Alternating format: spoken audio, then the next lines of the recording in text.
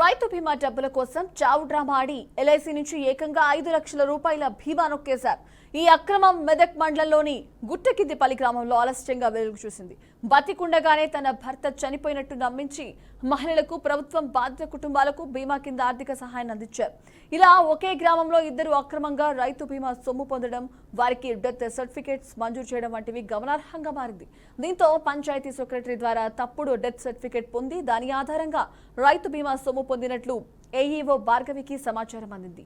ఈ మేరకు ఆమె గ్రామానికి వెళ్లి ఎంక్వైరీ చేయగా పిట్ల శ్రీను, ఎలిగడి మల్లేశం ఇద్దరు బతికే ఉన్నట్లు అధికారులు నిర్ధారించారు. వారిపై చట్ట ప్రకారం చర్యలు తీసుకోవాలని మెదక్ రూరల్ పోలీస్ స్టేషన్లో ఫిర్యాదుతో కేసు నమోదు చేసిన పోలీసులు ఈ వ్యవహారంలో గ్రామానికి చెందిన మాజీ ప్రజా ప్రతినిధి సహకారం ఉన్నట్లు కూడా గుర్తించారు.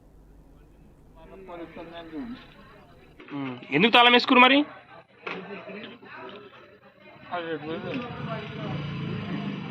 అంతకుముందు ఉందేనా?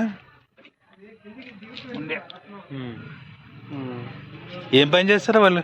ఇంటి ఇల్లు వాళ్ళు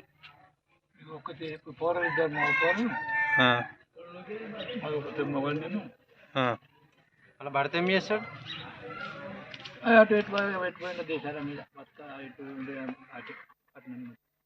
ఎన్ని రోజులైనా లేక